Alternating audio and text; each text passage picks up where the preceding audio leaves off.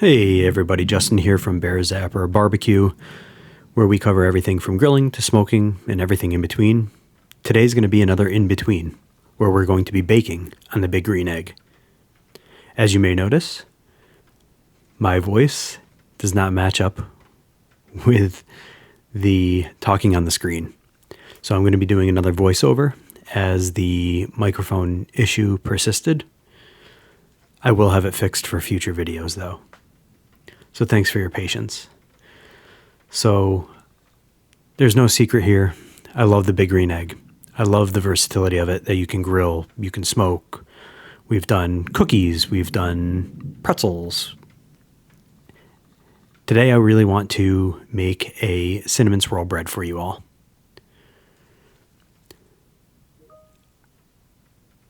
So here I am going to start mixing the ingredients together. So far in the blue bowl, I have 3 tablespoons of granulated garlic.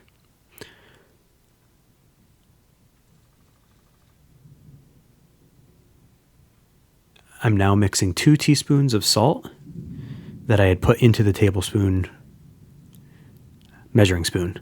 I'm going to be mixing 2 packets of Fleischmann's Rapid Rise Instant Yeast. It's about 4.5 teaspoons.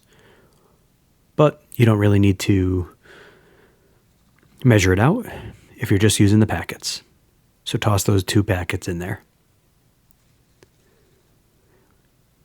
With the sugar, the yeast, and the salt, we're going to combine 2 cups of flour. I'm using King Arthur's bread flour for this recipe. I really like using bread flour for any of the breading or bread recipes that we make. I just feel like it's a little thicker and denser and just comes out better. So again, I'm going to combine the 2 cups of flour with the 3 tablespoons of granulated sugar, 2 packets of Rapid Rise yeast, and 2 teaspoons of salt. Now we're going to just use this measuring spoon and just mix the dry ingredients together to make sure that they are fairly well blended.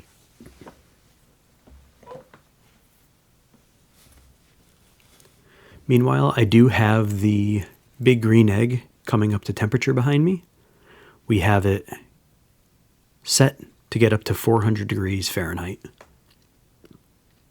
I'm really excited to see how this cooks in the egg.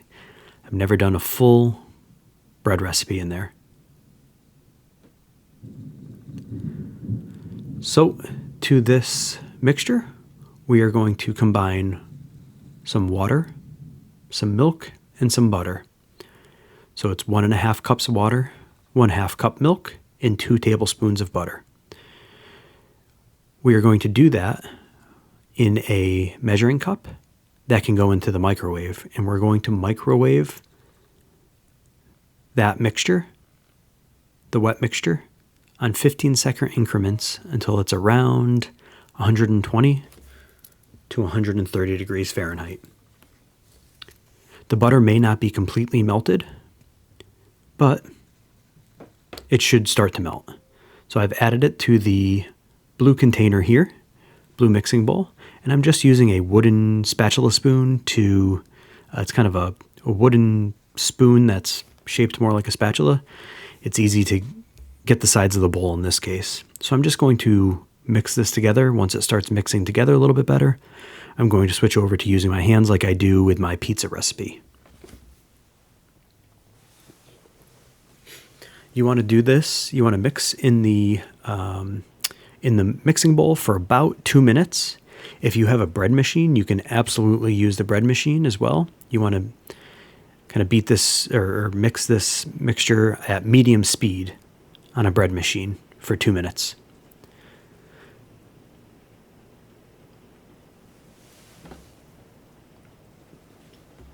After that 2 minutes is up, you want to add 1 cup of flour, and then we're going to beat it again for another 2 minutes.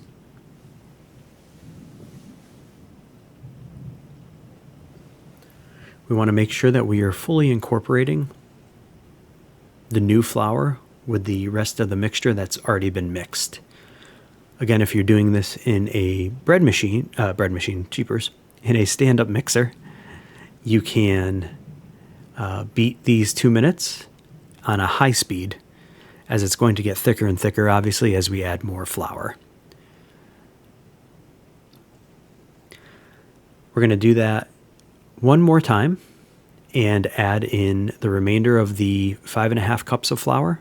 So that would be 3 cups. We're going to add in the extra 2.5 cups, and it's going to form a very shaggy dough ball like you see here, or shaggy dough lump that you see here. Now we are going to knead it on a lightly floured surface. Because I was using my hands and a wooden spoon, I'm going to take the rest of the flour that was in the blue mixing bowl, and I'm going to knead this dough mixture into that flour to incorporate all of the rest of the flour. And you'll see as I knead this, more and more of the leftover flour gets incorporated into it.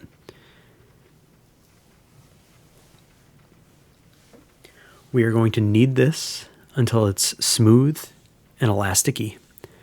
We want it to spring back when we lightly press it with 2 fingers. So we're going to end up kneading this for about 6 to 8 minutes.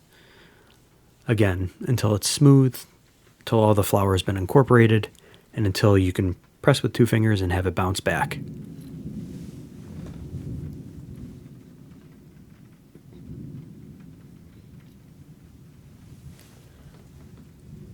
I'm going to be the first to say that I give all of you bakers out there all the credit in the world, because kneading this much dough is ridiculously difficult. Your arms must be jacked. We're going to continue to knead, and as you can tell, I'm kneading it like I knead my pizza dough, right? So I'll fold it over, push down, fold it over, push down, and then I'll flip it over, push down, flip it over, push down, or I'm rotating hands like I'm doing here, right? Use my right hand, fold it over. Use my left hand, fold it over. Basically, you're just trying to incorporate all of the flour ingredients together. It's starting to bounce back, but not fully. Here we go, about 6 minutes into it. The dough is much more elasticy, much more smooth, and is really coming together in a ball nicely. Beautiful. We're getting there.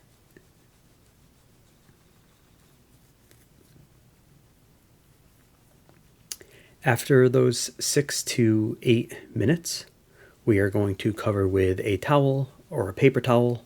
I highly recommend that you cover it with a moist towel, and we're going to let it rest for maybe 10 to 20 minutes. It's going to get, especially in the humidity that I have this in currently, it's going to double in size real nicely. So I grabbed a rolling pin, and as you can see, covered with a moist paper towel, peeling the paper towel back, and the dough has easily doubled in size. We're going to cut this dough into 2 pieces. Now, it's totally your choice if you want to do 2 equal pieces, or in my case, I have 1 larger bread pan and 1 smaller bread pan, so I'm going to cut it into unequal pieces. I'm going to do about 2/3 and 1/3, as you can see here. I'm going to set the small 1/3 aside, and then we're going to roll out the dough into about a 12 by 7 rectangle. It does not have to be accurate, but close enough. So I'm just going to use my rolling pin. I'm going to roll it out. Roll it from side to side at various angles until it's into a rectangle. Now, it will not, most likely will not become a perfect rectangle. So what I did is, after I rolled it out to approximately the size that I needed it, I just used that scraper tool and I just cut it into a rectangle to make it a little more manageable when we're rolling it up. And again, this is cinnamon swirl bread, so we're going to add the cinnamon and sugar mixture right to the, right to the dough, right to the inside of the dough, and then we're going to roll it up almost like a cinnamon roll would look. And this dough should roll really, really nicely because it's risen for, in this case it was about 30 minutes, but it's risen real nicely. Here we go. I'm going to cut it to make it more rectangular and a little bit easier to manage.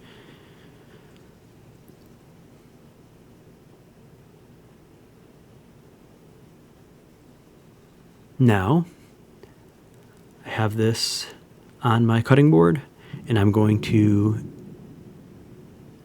create the cinnamon, sugar, butter mixture that we're going to place in the middle. So, I am going to grab 1 tablespoon of melted butter. I'm going to add half a cup of granulated sugar and 1 tablespoon of cinnamon. And of course, you can absolutely change that. If you would like it more sugary or more cinnamony, you can change that as you need to. But I'm taking the melted mixture and I'm just going to spread it out over the dough, as you can see, almost like you're spreading pizza sauce.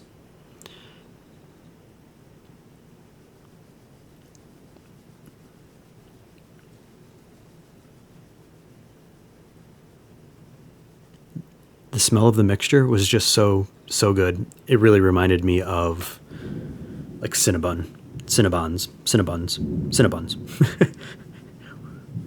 which are deadly to me because they are just so good.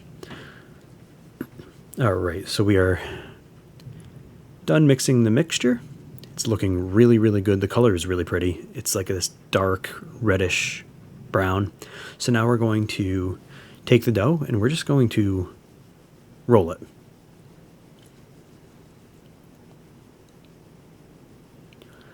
There's many different ways you can roll it, but I just rolled it this way as I felt like it was pretty easy. And once I'm done rolling it, I'm going to pinch the seams together, including the end seams, so that it keeps everything together. All right, so now that we have that all rolled up, like I said, I am pinching the sides. I'm just trying to connect everything together, make sure that the filling stays in there and all the awesomeness stays together. I'm going to roll it over and I'm going to place it into the container with the seam side down so that it bakes together and has bakes together and has the weight of the bread kind of pushing down on itself. So I did pick up 2 disposable bread containers. I'm putting the bigger piece into obviously the bigger container. I'm going to push it down just a little bit. And as you can see, it fills the container really well. I'm going to come back and I'm going to sprinkle some cinnamon on top of that, of the uncooked bread. You can also sprinkle some cinnamon and sugar on top, and you could put some butter on there as well, but I didn't. I just did some cinnamon, tossed it on the egg, as you can see. I originally had the egg set up with the egg expander, but it was too high with the bread container, so I took the expander out. And I just had it for indirect heat.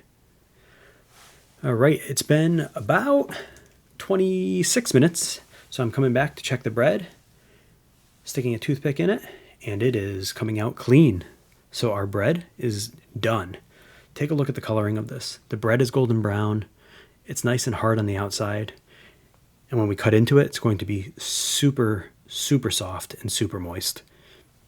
The cinnamon on the top is kind of baked into the dough, but there is still some loose cinnamon, so be prepared. When you do take it out, you will lose a little bit of cinnamon. So it might have been a better idea to use the cinnamon with some butter on there, but all in all, hot. All in all, it's looking really good. We're going to be using this for a couple different recipes, but most importantly, French toast.